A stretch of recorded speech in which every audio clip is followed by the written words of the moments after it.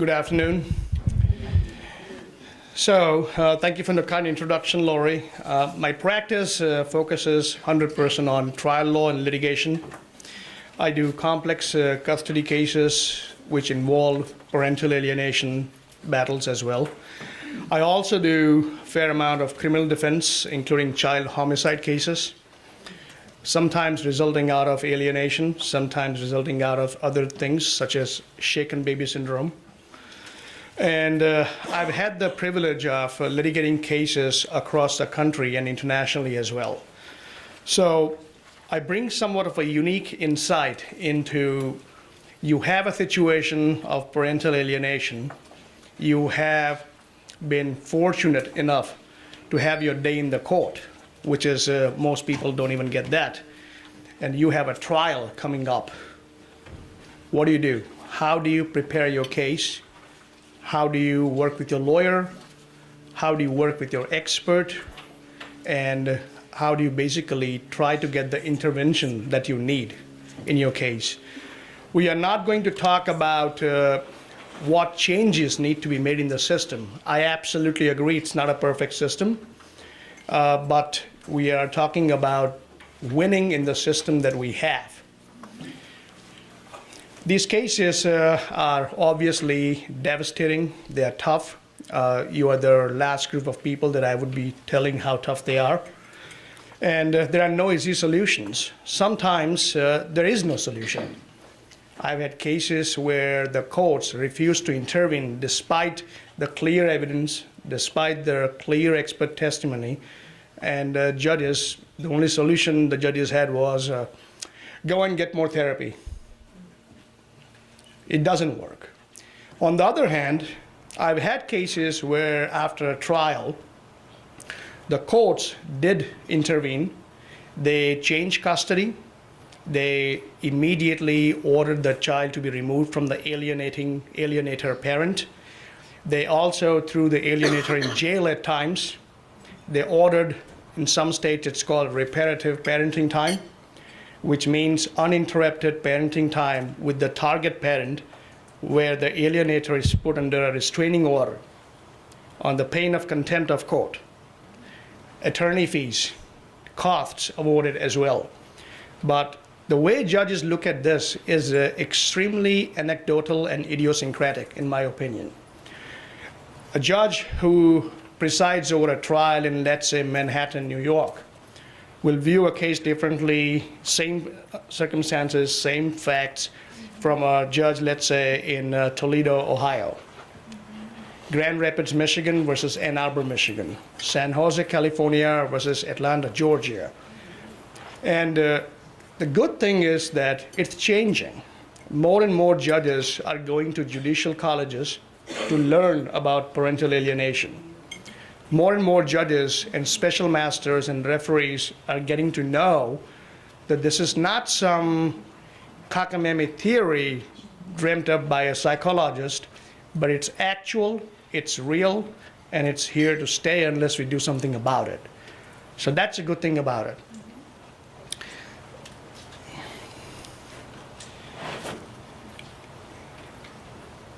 The American Society for the Abuse of Children, APSAC, came out with a paper in 2017 that talked about how parental alienation is nothing but child psychological abuse.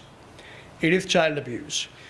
And parents who are going through parental alienation, they are horrified.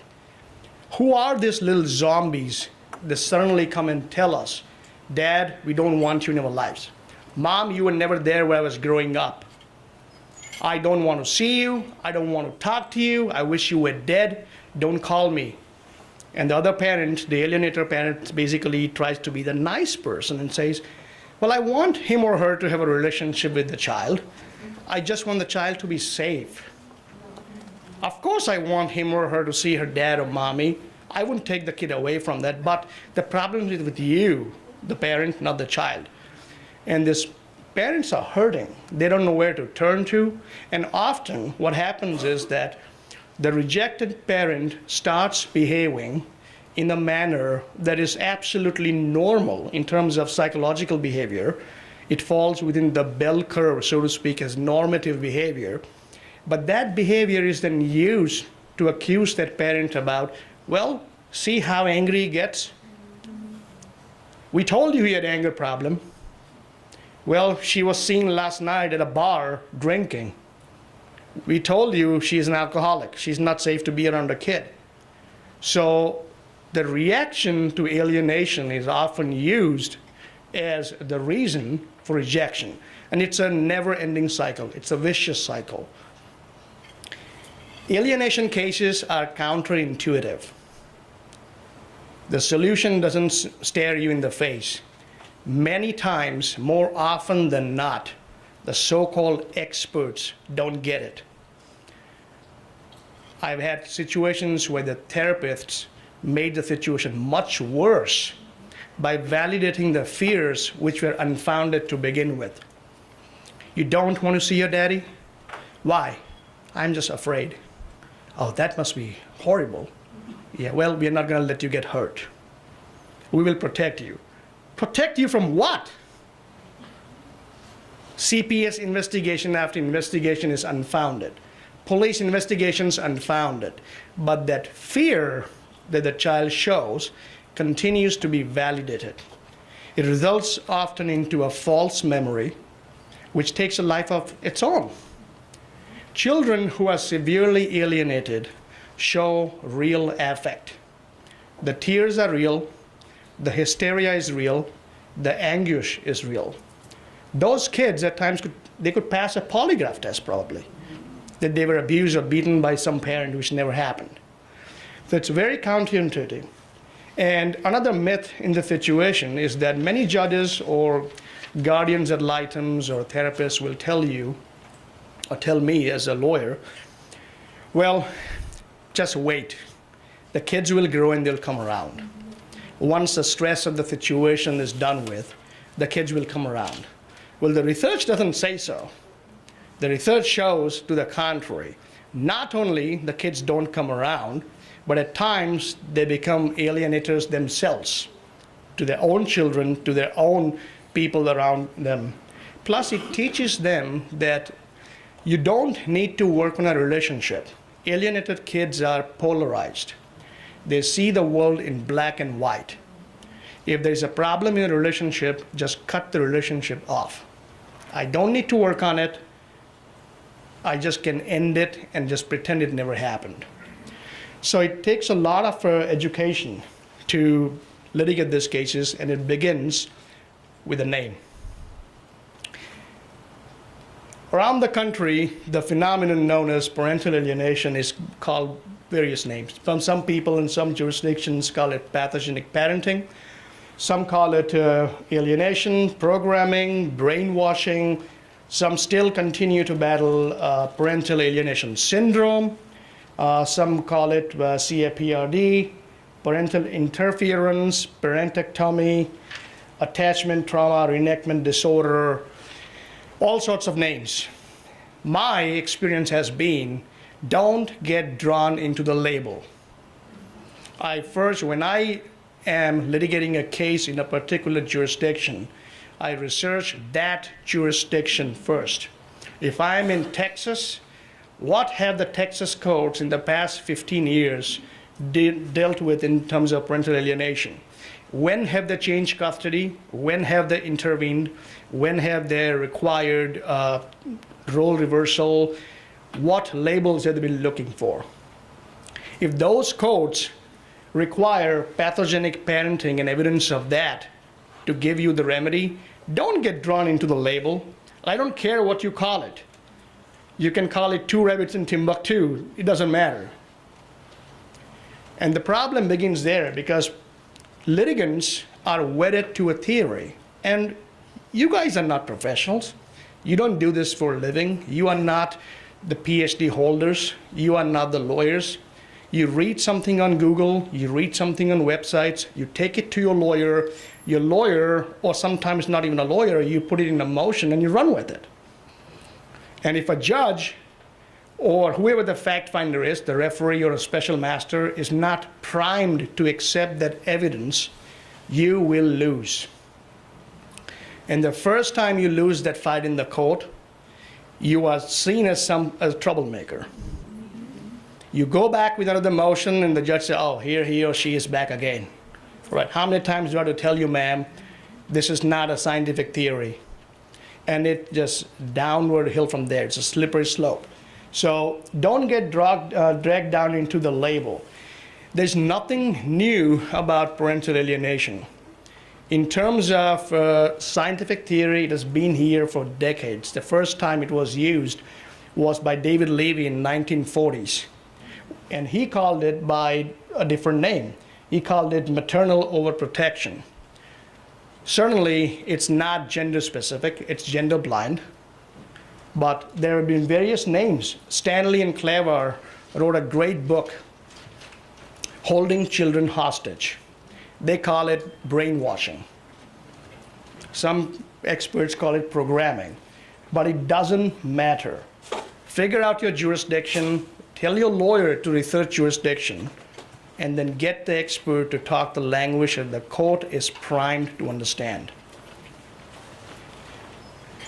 We'll talk a little bit more about syndrome. That's the smoke screen you should avoid.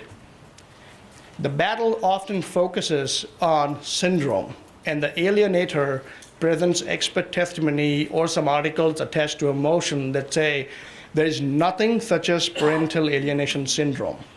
It has no scientific validity.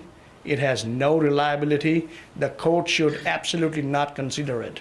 And then you get drawn into all these fights that you don't need to. Thankfully, many judges are stepping up and holding that we don't need to have a Daubert hearing or a Fry hearing, which is basically a hearing that the courts have before allowing an expert to testify. The jurisdictions in America are divided into two categories mainly. One is called the Daubert category, where the courts hold an evidentiary hearing to test the expert's testimony, that before that expert can testify about the substantive part of the case, the judge, the fact finder, has to make sure that the gatekeeping process is done, that the anticipated testimony is scientifically valid and reliable. Those are the Daubert jurisdictions. And then there are called Fry jurisdictions, where the courts will allow an expert to testify if the testimony is generally accepted by the experts in the field. So syndrome battle takes a life of its own. But more and more judges are saying, we don't really care about the label. I had a judge who was upfront about it from the bench and said, you know, it doesn't matter. It seems to be a common sense approach to me that one parent cannot disparage the other parent in front of the child. And if one parent is out to undercut and sabotage the relationship between the child and the other parent, I don't care what you call it, counsel, I'm not going to let it happen. So let's start looking at the evidence in this case without getting drawn into labels. So a lot of names. Here's one example, a court in Michigan, Michigan Court of Appeals, which defined parental alienation, the process of one parent trying to undermine and destroy to varying degrees the relationship that the child has with the other parent. Simple definition that the Michigan courts seem to accept it. Many other courts around the country follow this definition or is somewhere around there. And it's important to look at the varying degrees qualifier, because it could be mild, moderate, or severe. It's also important to look at the language of this opinion, where it's talking about just one parent. It doesn't have to be a parent. It could be a grandparent, it could be an uncle, it could be anyone in the family, it could be a school teacher, it could be a guardian ad litem, a therapist, or even a judge at times. A judge or a special master who refuses to follow court orders and enforce the court orders of parenting time is part of the problem. At the end of the day, it's an attack on the relationship that we are talking about. Anything that is undercutting the parent-child bond. And that's what you need to show to the court. But here's what we run into. In cases after cases, you see court opinions where the judges or the trial court's opinions are, there was no evidence of parental alienation after a trial. The court found no expert was necessary because there was no evidence of parental alienation. Again, no evidence was submitted to support a conclusion that mother engaged in parental alienation. And these are not just Michigan cases. If you take a look at them, the first one is Michigan, the second is California, third is Ohio.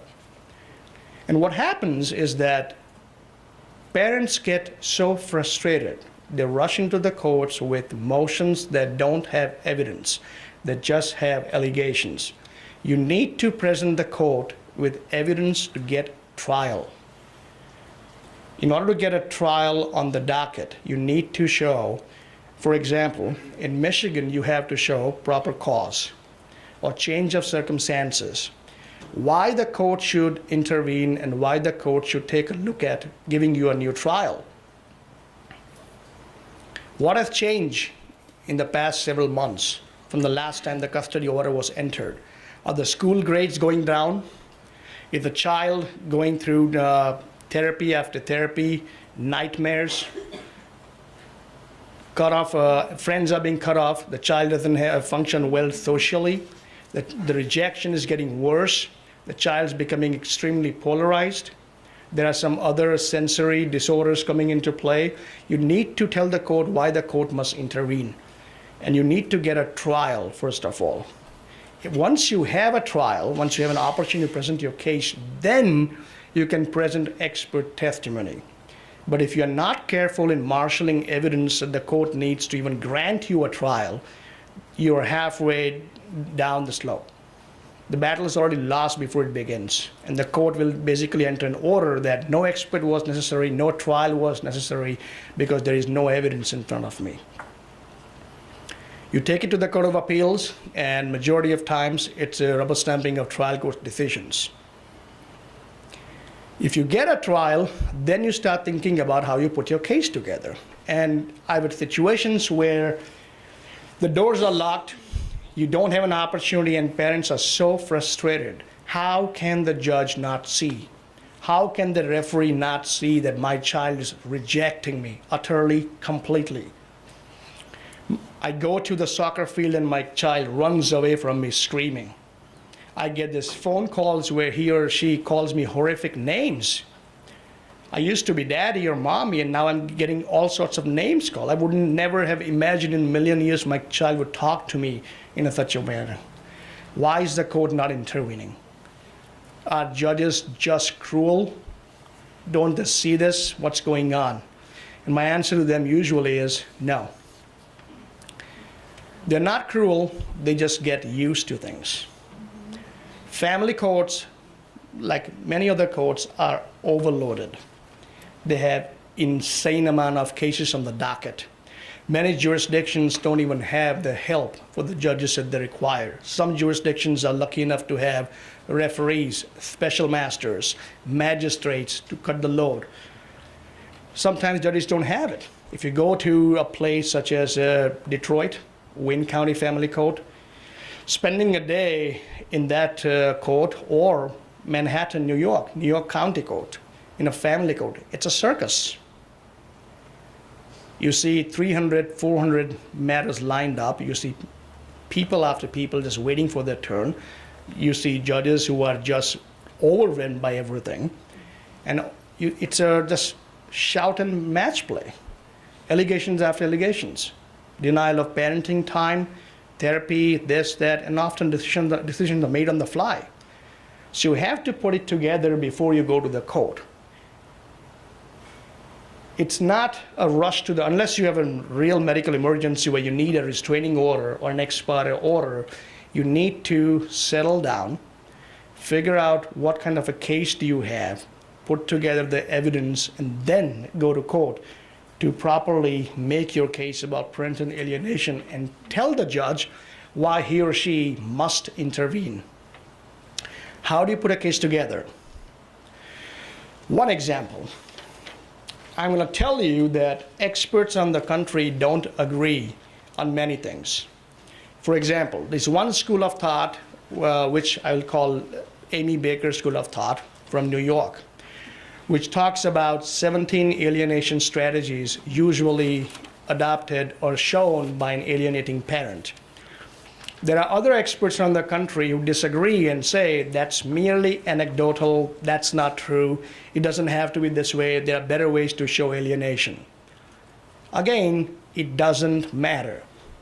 At the end of the day, all of these experts agree that alienation, if it's occurring, is child abuse, and proper intervention must be needed. So if you happen to be in New York, and your courts are used to the Amy Baker formula, go for it. If you happen to be in California and your courts are used to other methods, for example, Doug Darnell's model, or Richard Sauber's model, or Dr. Childress's theory, go for that. But you need to show the court why it's alienation. Not just because you say so, not just because your child refuses to come and see you at the last parenting time, or you had a fight with your child somehow, but it's a systematic program of sabotaging and undercutting your relationship with your child. So start marshaling evidence. Evidence of bad mouthing, okay? Who's the witness? How do you know? Did your kid tell you? Do you have voicemails? Do you have emails? Do you have any witnesses? Do you have anything to show that this occurred, apart from just your bare allegation? There are a lot of ways you can start marshaling evidence and get the expert into the case early on. Once you get this, think of this as buckets. You know, you have 17 empty buckets in front of you, and you're going to start filling them up with evidence in terms of text messages between the other parent and the child, photographs, eyewitnesses, voicemails, therapy notes, counseling notes, school records, police reports. When police are called, they talk to people. If a parent keeps on calling the police will interview the mom, the dad, if the statements were made which are somehow memorialized in the police report. Make sure you get it. CPS reports, those are important as well. Start marshaling the evidence. How do you prove the case once you do that? Well, the first thing I would tell you is that don't adopt this kitchen sink approach. You are not required to show that your ex is truly a monster, that he or she is absolutely the worst person on the planet. If there are no serious concerns that can be proved in the court of alcoholism, don't bring it up. If there are no true concerns about abusive behavior that you can prove in the court, don't bring it up. Look at the evidence, what you can prove at the end of the day. Every strike that you make against your ex in a battle for custody or alienation, and where you fail, is a blow to your credibility. So don't adopt the kitchen sink approach. Try to go after the facts that you can prove. We are talking about a civil system, not criminal system, so you don't have to prove beyond a reasonable doubt. But in most jurisdictions, when you have a custody hearing, you have to prove your evidence by clear and convincing standard. So if you are making allegations of alcoholism or abuse or anything of that nature, which you are not going to be able to prove to the court, you will lose your credibility. So be careful. The fact does not, if you can't prove it, it doesn't matter. Do not use your money and your lawyer's time and the expert's time in going after these red herrings. Now let's talk about what you're going to face probably at trial. The alienators typically come and talk about, they make counter allegations. It could be false allegations of abuse. It could be I'm merely protecting my kids. He has anger issues. He has he doesn't have empathy. He doesn't listen to the children, and that's why children hate him, whatnot. One of the important things to remember when you're going through hostile, contentious, stressful litigation is to get a coach. Your lawyer is not your best friend. Your lawyer is not your therapist. Your lawyer is not going to pick up your phone in the middle of the night at all odd hours and hear you vent and scream and cry. And you're going to get a bill at the end of the day for that. So don't do it. Engage a coach, someone who knows what these cases are, someone who can walk you through these cases, someone who can be a buffer between you and your attorney. I can't tell you how important it is. Catherine probably spoke about this in the morning, that when you're about to call the police, when that son of a bitch just won't go for the parenting time, and you don't get your kids after one holiday after another, and the kids don't show up for Christmas, before you pick up the phone and call the CPS, Protective Services, or police, call your coach. Someone who has experience in these cases of advising parents or walking you through it. It could be your counselor, it could be your best friend who is not emotionally involved in the case as you are, because you need some judgment here. But have that person be the gatekeeper.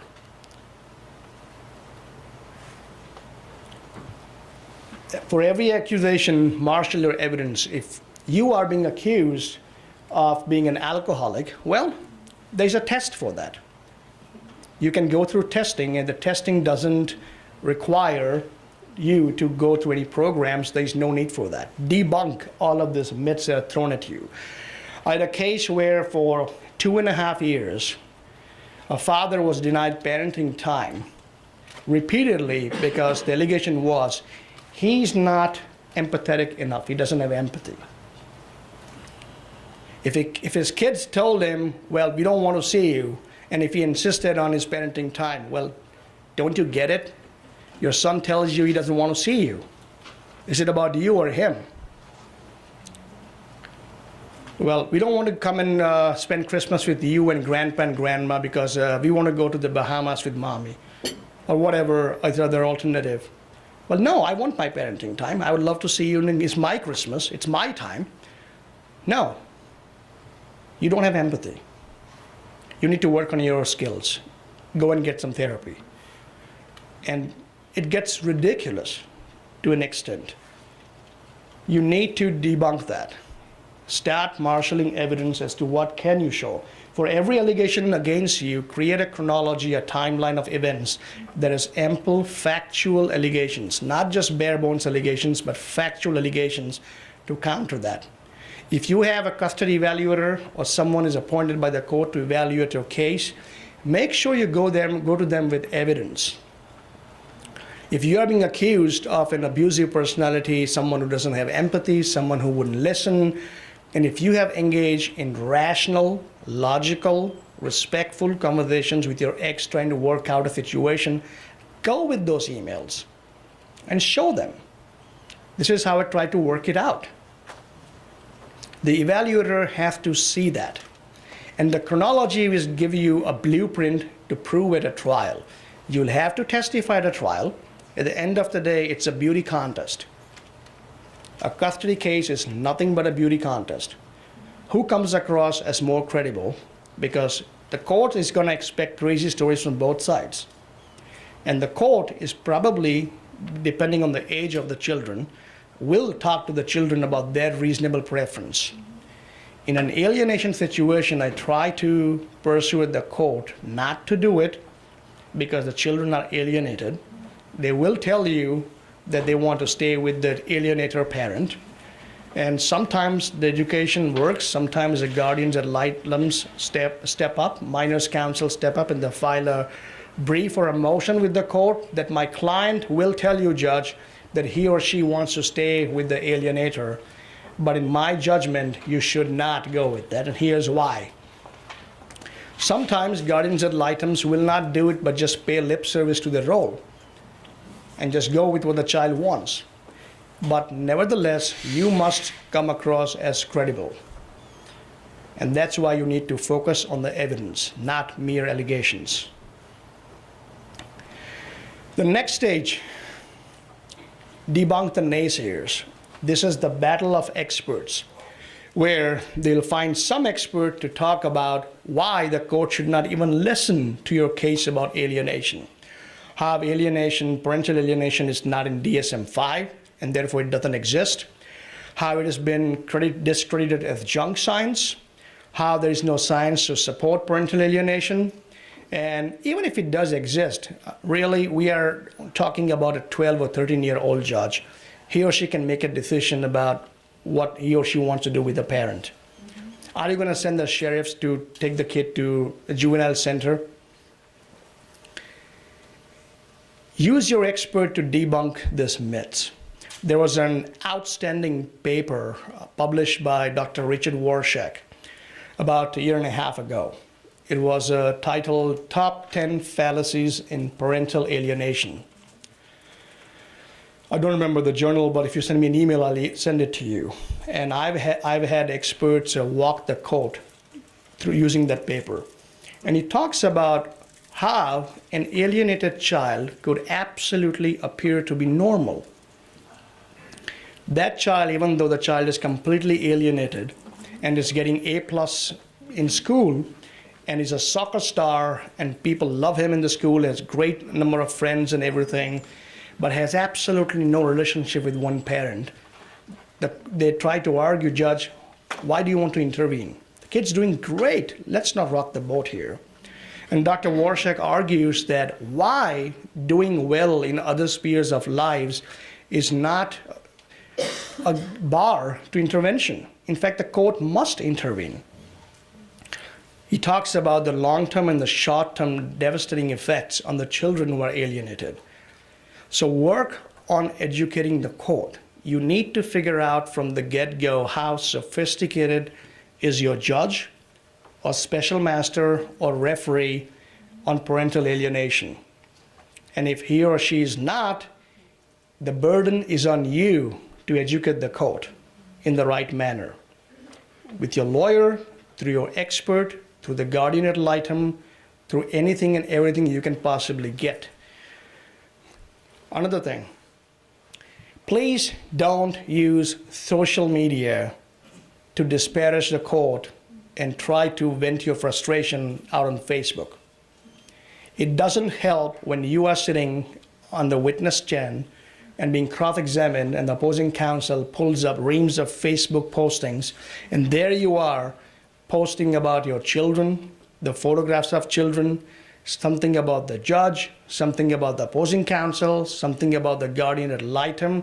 It is incredibly frustrating, I get it. You need somewhere to vent, I get that too. Make it private. Write a journal. Cry, yell and scream into your pillow if you have to. Go into therapy. But I cannot tell you how that discredits your credibility as a witness.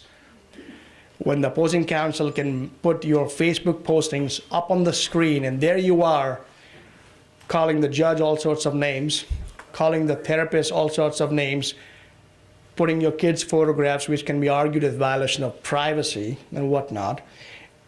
And the point is, you don't need that battle. You don't need that battle on your hand. You don't need to make that fight. So be careful. If you are out there posting things on social media, they can and probably will be used against you.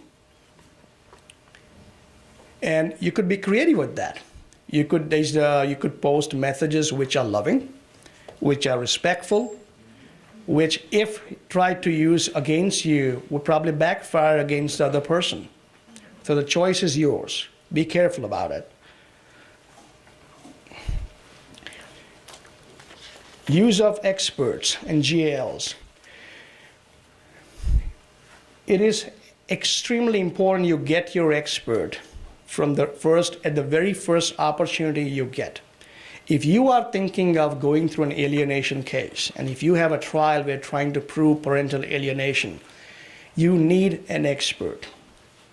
You as a parent cannot testify that so-and-so happened and that's why it's parental alienation. Your lawyer cannot file a motion and cannot try to put evidence into the case of alienation without an expert. If I stand up and make a motion and argue before the court, at the end of the day, whatever I say is an argument. It's not evidence. In order for the fact finder, which is a jury or a judge, they need evidence. And alienation requires expert evidence. So it could be your custody evaluator, it could be your own expert that you have retained as a forensic expert to come and tell the court as to why this is parental alienation. And you could do it in several ways. For example, in some cases I've had where there's a genuinely good custody evaluation that basically went through psychological testing, talking to the parents, talking to the children, looking at collateral sources, school records, and all the pieces of data. It's decent. Maybe it's not great. Maybe it doesn't come out right and say, this is parental alienation, the custody must be changed immediately, judge, you must intervene. Maybe it doesn't say quite that, but it's still competent evaluation. Fine, that's a starting point. Then get an expert to review that, someone who understands parental alienation, someone who has published about it, someone who has testified about it, someone who has written about it, to go through that evaluation, and if there is anything that the evaluator missed in terms of evidence, let's say you showed them a binder full of voice emails and texts and photographs and whatnot, they did not consider that, that expert can talk about it. But an expert witness must walk the court through the evidence. What is alienation? How do we show alienation? What are the symptoms found in the children who are alienated? What are the behaviors typically manifested by an alienator? What are the long-term and short-term consequences of parental alienation? What interventions work and what does not? And more importantly, why this case, your particular case, is a case of parental alienation, not of estrangement or any other theory. It is absolutely important that an expert walks the court through it. And if you have a good expert who is walking the court through the evidence of alienation, I sometimes see the judges take over. Sometimes I just have to sit down and let the judge go ahead. They ask questions. Well, Dr. So-and-so, what do you expect me to do? The child is 14 years old. In 3 years or 4 years, he or she will be out of the legal system, emancipated. This child has absolutely refused to see the mother. And I have had 17 motions filed here for contempt. And I have the parent here says, she won't go. She is yelling and screaming and kicking, and the police have been called. What do you want me to do? Send my bailiff out to put the kid in a juvenile center? Tell me something that works. And the expert has to be prepared for that question because it's coming. It's coming, and the judges are, in many jurisdictions, scared to death of alienation cases because it's damned if you do, damned if you don't. If they change custody and make the intervention that is required, they are lampooned and lambasted on social media and by alienators who have their websites. Remember the case where the Michigan judge was on national media for sending the kids to juvenile center? I mean, that case, it took a life of its own. There are other cases such as that when the judges are attacked outside in social media, so they want to be careful about it. I don't blame them because people put anything on social media and no one looks at evidence, no one looks at what that fact finder had in his courtroom when he or she made that decision. So they will want to be wary. They'll need to know, okay, this is all good in theory. How is it going to work in practice? Dr. So-and-so, assume that I change custody tomorrow and I give you a client full custody. The client goes and tells the kid, I have the custody order, you are now living with me. And the kid says, no way, I'm not coming with you. Or the kid runs away from home. No judge wants to be in the front page of the local newspaper if some tragedy falls in the case. They want to figure out what are the practical solutions here. How are we going to contain any lashing out, any acting out in this situation. What programs work, why do they work, and what doesn't work.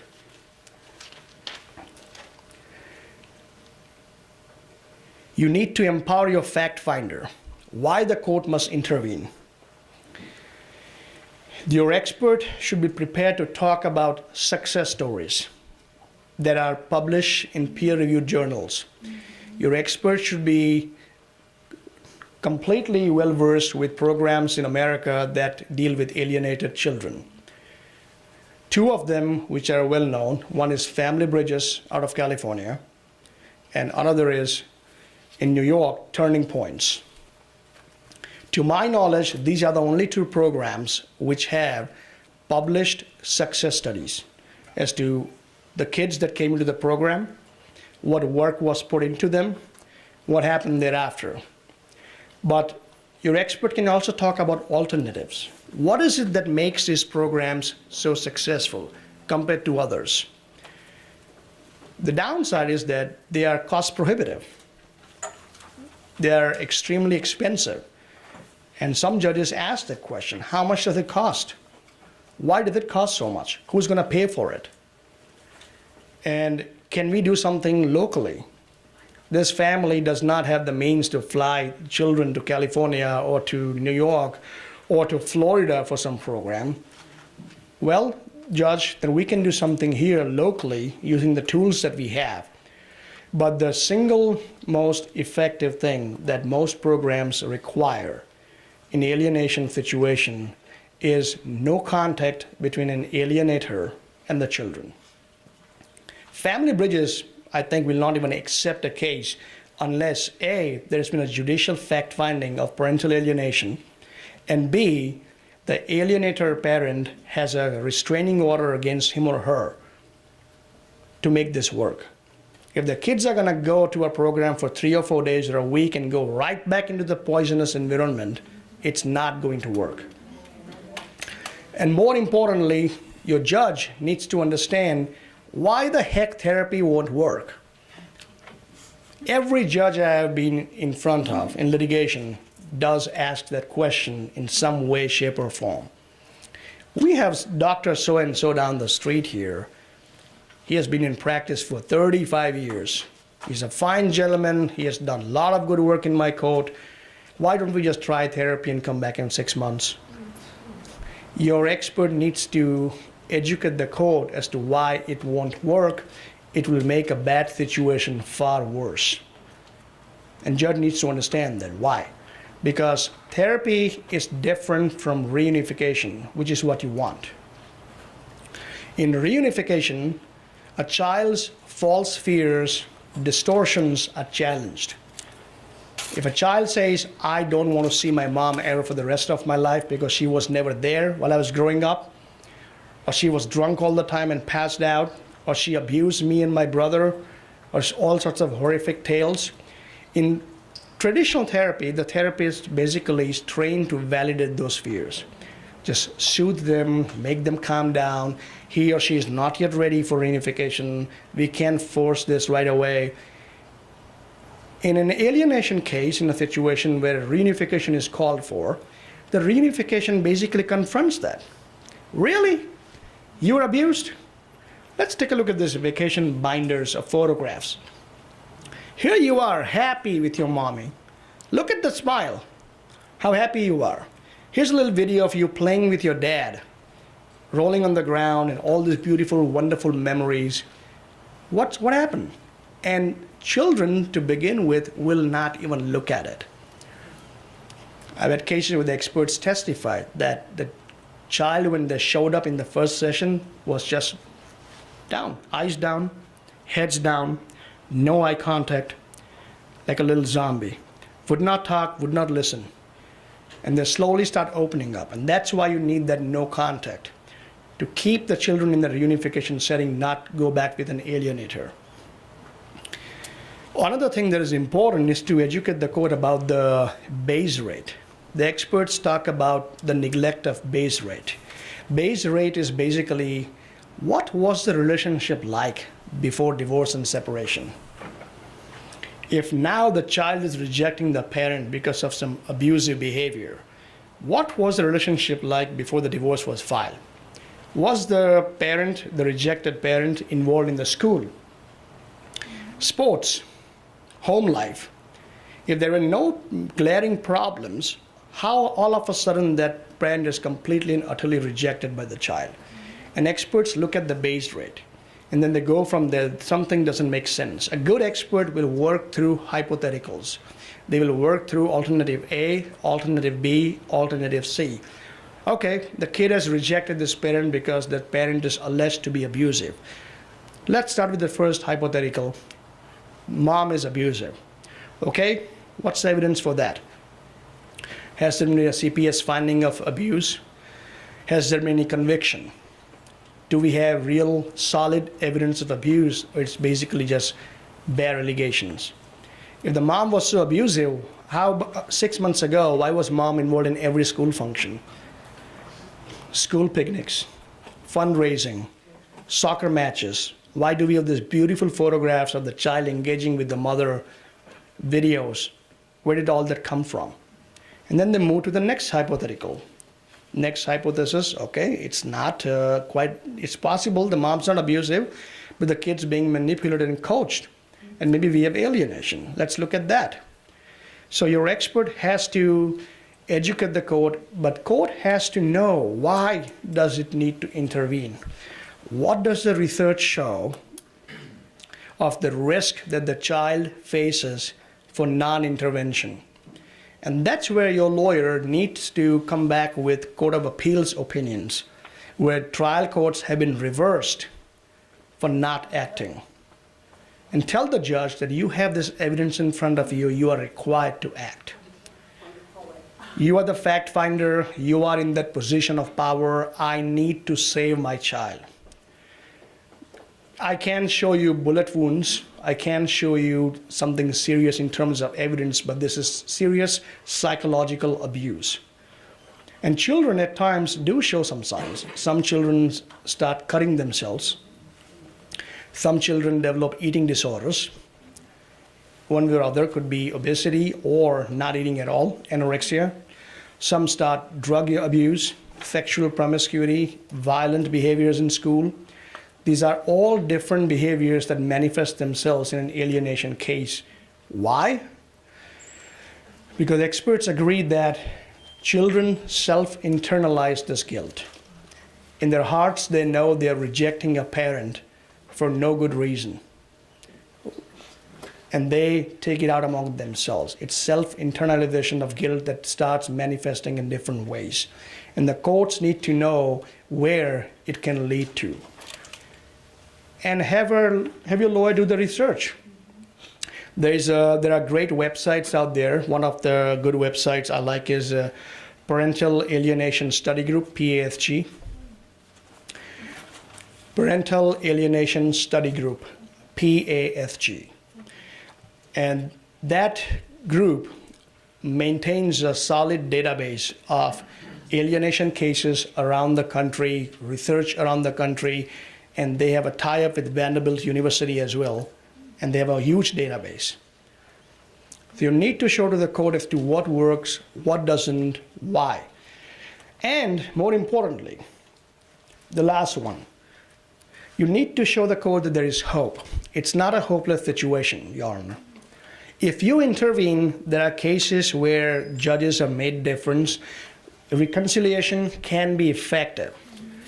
Sometimes judges just ask that question point blank. You know what? The kid's 14-year-old. I don't think I'm going to be able to make a difference. It's going to make it worse. Maybe he or she, when they're 18, they'll come back to you. If I force a relationship, it's only going to backfire. So let's just not do anything. You need to show no. No one would argue with you if the kid's doing drugs or the kid's acting in a violent behavior. They would pick up the kid and put him in the juvenile facility or some sort of a psychiatric treatment. This is child abuse. You need to show to the court as to why the court must intervene, but more importantly, how this can be effective. And that's where an expert can talk about success studies, vignettes of actual cases where the children have come back. Sometimes, if the case goes through mediation or a trial, and the judge is inclined to make a decision of change of custody, I request the judge to sit down with the children. If the kids are old enough, I'm not talking about if the kids are 4 or 5 years old, but if they are 7, 8, or above, they have a respect for authority. They are trained or they are led to believe that we respect and listen to police officers, school teachers, counselors, and judges. And in those situations, judges who sit down with the children, with or without guardian ad litem, if one is in the case, and tell them, young man or young lady, I'm changing custody, I'm entering an order. Here's what it means. It means you're gonna live with your dad or your mom, as the case may be, because you haven't seen that parent in a long time. The judge doesn't need to tell that the other parent was horrific or an alienator or something of that sort, but explain to the child that this is the court order that's being entered. It's my court order. I want you to respect and obey the court order. And your mom and your dad have agreed to respect the court orders. And if you don't respect my court order, you're gonna come back and see me. And that sometimes takes the weight off the shoulders of the children. I've seen it happen in many cases where the parent comes and says, this created a lot of difference. My kid suddenly is back. He or she is laughing. They are coming back to parenting time. And the kid knows, okay, I don't need to make the decision. The judge asked me to go and see mom or dad. I'm going to follow the court order. That makes a difference as well. Legal remedies, they run a broad spectrum from change of custody to the plan to transition the children, where the rejected parent is available to care for the kids, when to order reunification and separate therapy. Educate the court about the difference, as we talked about reunification and therapy, what is required in reunification, what is required in therapy. Sometimes the courts will order the alienator to go to therapy without any expectancy of confidentiality. 2 years ago, I had a case on that point, West Michigan, where the judge, the custody issues were addressed, but the judge also addressed the point of education. And maybe the judge felt that alienation was inadvertent, but for whatever reason, the court did not go into quite detail about it, but the court did order that the alienator, first of all, 30 days in jail. And some courts do it because it is extremely impossible to micromanage or monitor an alienator abide by the no contact order. If the order says no contact, you don't want motions for contempt filed next day that, well, mom or dad didn't contact the kid, but Aunt Connie did. Aunt Ruthie showed up at the school with a little note from mom. I love you and I'm always here for you. You're gonna be safe. What's there to be safe about? Dad's not gonna kill the kid. We're talking about cases where there's no evidence of abuse, not where there's abuse substantiated. So sometimes the court will sentence a parent to jail. New York courts have done that. Michigan courts have done that. Sometimes they'll suspend a parent, they'll order a parent to go to jail, but they'll suspend a sentence provided the alienator parent understands what was done in this case, goes to therapy for alienation, understands what parental alienation is, understands how his or her behaviors led to this situation, and the therapist is required to report to the court as to how that parent is functioning in therapy, whether she or he is functioning in good faith, coming to the meetings, coming to the sessions, and whatnot. And again, judges are human beings. One judge could approach it from a completely different standpoint from another judge. You might have judges who are just not into it, just passive-aggressive, not giving you the intervention that you need. It's a tough choice. I don't know what to tell you. Maybe you can go to the Court of Appeals. Maybe you can go to the chief judge. Maybe you can try to approach it from a different standpoint as to why the judge doesn't want to intervene in the situation. But if you take time to marshal your evidence and you put together the case that you need to prove parental alienation in courtroom, the interventions usually follow through. I like to use this quote for the fact finder: give your fact finder the tools that he or she needs. I don't care if it's a friend of the court referee or a magistrate or the judge or a jury. You need to give them the tools, you need to empower them. This is why this case is of alienation. This is why I'm in this situation. This is why the court needs to intervene. And this is what works, Your Honor. This is what the published research says. I'm not making this up. These are the courts around the country that have intervened in this fashion. Your lawyer might tell you, well, that happened in New York, Manhattan. It's never going to happen in Erie, Pennsylvania. Forget about it. Maybe not. But what's the harm in trying to be an advocate? What's the harm in educating your judge that he or she is not alone, that these judges around the country have taken these measures? California, Michigan, Washington, New York, Florida, Ohio, Georgia. Show them the data, show them the cases. Don't take no for an answer. Just because your lawyer or someone tells you this county or this judge but may not go for that way, may not do that, doesn't mean it's not going to happen. One thing that every judge dreads is to be reversed by a court of appeals. And what's worse than being reversed is being reversed in a publicly scathing opinion. And if you make your evidence strong and if you make a showing that this is not going to end here, I'm not going to give up my fight, you might increase your chance of odds. But without evidence, you will find the door shut. I'm happy to take any questions, but before we do that, a special thanks to Lori Nicholson, who has been spectacular and has gone above and beyond. I also have my two-part article on parental alienation handouts over there. Feel free to take a look at it. But yes, I'll take any questions. How much time do we have left, Lori? About 10. All right. Yes, sir. Mine's more of just a remark. I'm a member of that parental alienation study group. Mm-hmm. One really nice part about that is a worldwide organization. Yes. So there's a lot of data, not just from the states, but from all over the world. And I would suggest that everybody become a part of that. Yes, and that's an interesting point because this is not just a moment in America. Brazil and Mexico have passed legislation basically stating that alienation is child abuse. Indian Supreme Court last year came out with a spectacular opinion about parental alienation as well. Australia, New Zealand, it's everywhere. And that group also it also has a robust listserv. You will find questions addressed by parents. You'll find answers to those questions. It's a vibrant community. Yes, ma'am. Yeah, I just wanted to mention also, you mentioned getting a coach. And it's really important as you're going through it to have someone come alongside you. I was just certified through Georgia Cruz's program, the High Road with Craig Childress out in California to do that.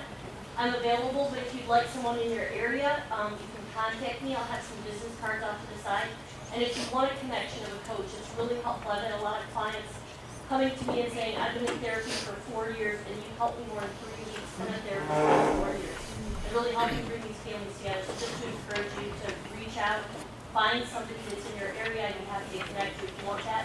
And get connected with a coach. It's a lot less expensive and it's actually a lot more helpful. That's a great suggestion. Yes, ma'am. And your name is Barb. Barb, yeah, I'll I start have from 4 children that have seen 8 years of alienation. I've been, basically my question is, we have been to Superior Court. In the Superior Court, judges had stated that the judge in our area did it wrong. They sent it back, nothing's been done. They didn't fix it. Well, I don't know why nothing was done, so you need to ask your lawyer about it.